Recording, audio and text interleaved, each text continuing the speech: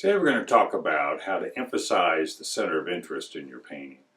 When we sit before a photograph or even outside, there's so much stuff that overwhelms us. It helps to decide what the focus is going to be and then how to simplify everything else. Because you can go darker around the center of interest and have the brighter color, but if you still paint everything else just as you see it in the photograph, it's still going to look cluttered and uninteresting. So we're going to talk about how to simplify, zoom in and crop maybe, and simplify the surrounding values and colors to help the focal point jump out. Now in this lesson we're going to talk about the focal point in the painting, how to emphasize it, establish it, and that should always be the goal in the painting. Otherwise, too easy to fall into the habit of just copying the photograph. Or even if you're outside painting, start painting everything equally and really think about how to de-emphasize most of the reference and make the center of interest popped out. In some photos, it's a little bit obvious. Focal point here is the house. And I've already cropped this once. Most of my photographs are very wide angle and then I zoom in. But there's still too much stuff that I want to de-emphasize. It has kind of other areas that really draw your attention. This area right in here, got the light branches against the dark ditch there. You know, the rock, there's a bunch of little details here. It's kind of a mini painting right there. Also, there's the stuff I need to get rid of. This over here really doesn't do anything. And I have too much on both sides and too much in front. I need to decide what shape best emphasizes what I want. And the first thing I'm going to do is get rid of some stuff. And this is kind of a vertical composition. Maybe it's a little more square. I can make it a bit more vertical. I'm going to get rid of some of this stuff here, some of that foreground. That works a little better because it does make the focal point bigger. It's more important now. There's more stuff I can do in the house and in the trees. But then I want to de-emphasize values and colors in some areas. I would like the strongest colors and strongest values right in here, and then as it goes away the darks gradually get darker, kind of like a spiral. As it moves out, everything gets de-emphasized, and that's what we want to do. So changes I made here are, first of all, simplifying that tree into a solid mass. I have a very muted violet. It's in shadow for the most part, so it's a muted violet and then a warm violet on top. But the minute I pull that tree together into a bigger, simpler shape, it's a little easier to read. And the whole painting holds together a bit more. Then my darkest dark is right in here. The trunks, the side of the house, the door, shadow underneath. Then as I move out, these darks are a little less. This dark is less. Generally, the darkest dark is the one closest to the viewer down in here, but I don't want to do that because that's going to pull the eye away from right there. So I want to make sure my darkest darks are there. And the minute you have a shadow like the one in the ditch here, that's very busy right now. You know, there's a lot of stuff going on there. But the minute I simplify it, it kind of de-emphasizes it, and my eye goes to the darkest dark, the most detail. I could also emphasize the focal point even more. You know, come in and get one more value. And I can't get this light very big. The bigger it gets, you know, it's going to get a little bit darker. It doesn't sustain that light, but I can get a highlight on there. I can get tiny highlights on the guttering or the roof. And that's detail, and this is where the detail belongs. Pick away on your focal point, but eliminate what's not necessary. I eliminated the tree over there totally, established some individual branches, some sky holes I think that show the form of the tree a little bit better, and then simplified the values in the foreground. Just the fact that I've gotten rid of all these little darks and lights in both the shadow and the sunlight makes it easier to view. It could really pull the viewer's eye around now because there's not that tiny little detail that kind of stops the eye every time you turn around. You know, I like these branches sticking up here, but You can't put in everything. You got to decide what's more important.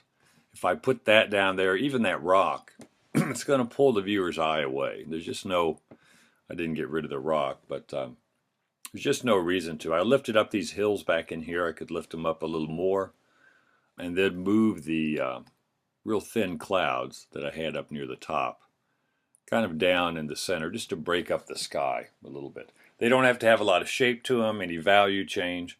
It's just a light cloud shape against a slightly darker blue sky. Simplifying shape goes a long way to make the focal point stick out. And then you can start to break it up again around the area where you want the most focus, and painting will work a lot better. I also popped the road here. In the photograph, it kind of disappears, but I don't want, I have it lightest right here, and then it starts to get a little darker. So I de-emphasize the road as it moves away from the house. Now this is in Zion. The other one was in New Mexico, near Socorro, New Mexico, which is a great place to paint. There's a lot of neat old villages there near the Rio Grande. Now this is Zion National Park. And what's going on in here is it's big clouds overhead, and it's creating a lot of cloud shadows, which I really like. I like that because it creates instant contrast here between the mountain and the hillside, sunlit shadow. And then I can emphasize that where I want to. I want to de-emphasize this a little bit and push it in some other areas. But this is the brightest right here. I want my darkest darks here, and I want my brightest colors in here too, around in there. And I want to de-emphasize this clutter. And I don't want the sky necessarily to, well, the sky will be the lightest, but it's too bright. In the photograph, it just gets washed out. If I were to paint it like I see it, it would be just straight white almost, and I want to knock it down a little bit. So I want to first go in the focal point and hit the darks darker, which would be the trunks, shadows underneath. I could even get a little darker down in here. Not great big shapes, these would be accents, but just creates more contrast. And I'm just simplifying the shapes a bit more. I pop the lightest light back in here. The sky's probably still lighter. Well, it is lighter. But in the landscape, my lightest light would be in here. And I'll really push it pretty strong. Cadiolo light, maybe Viridian, to really make it stand out. Because all the other greens are going to be mixed with blue and yellow. So Viridian and yellow would really stand out. I kind of got things too light in the shadow. So if I got a violet, and I got it the equivalent of being real thin on the brush, not necessarily a lot of turpentine thin, but just a little bit of turpentine or medium. And on a dry painting, I can come back and just glaze over it. Technically, it wouldn't be a glaze because there might be some opaque color in it.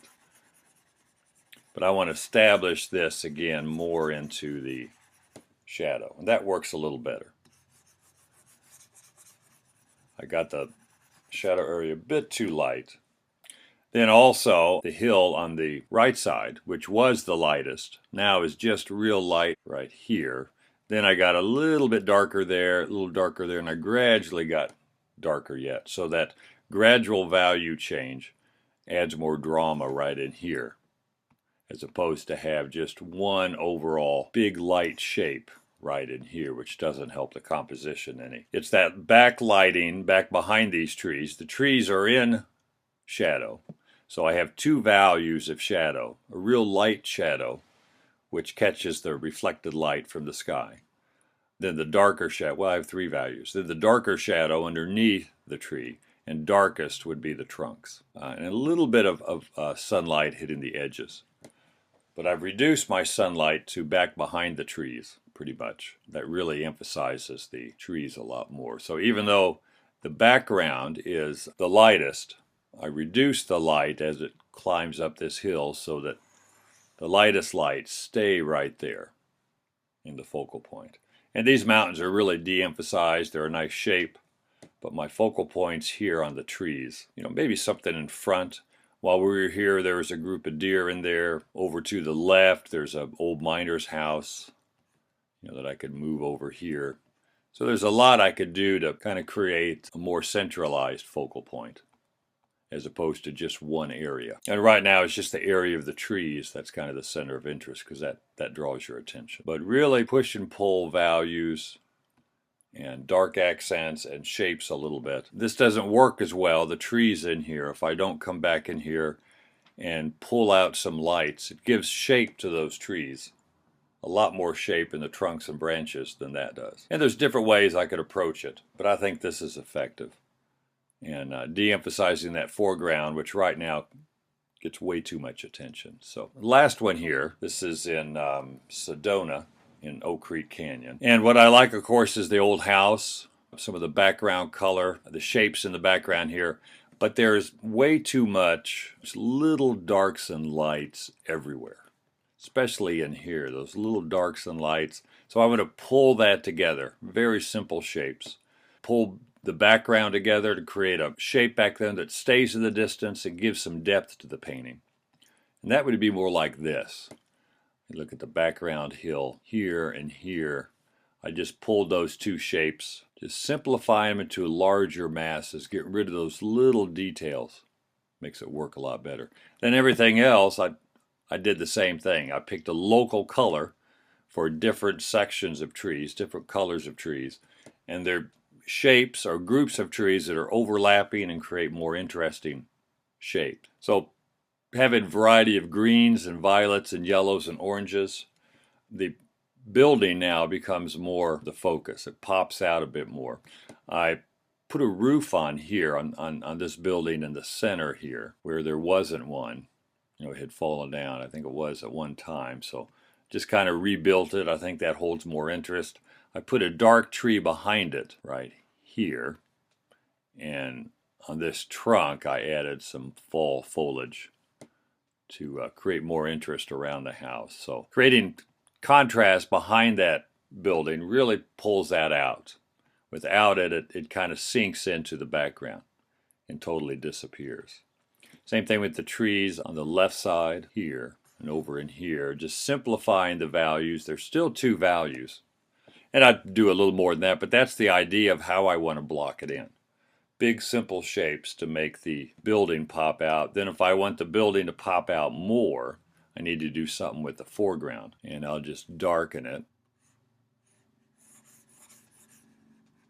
And that pops it out a little bit more.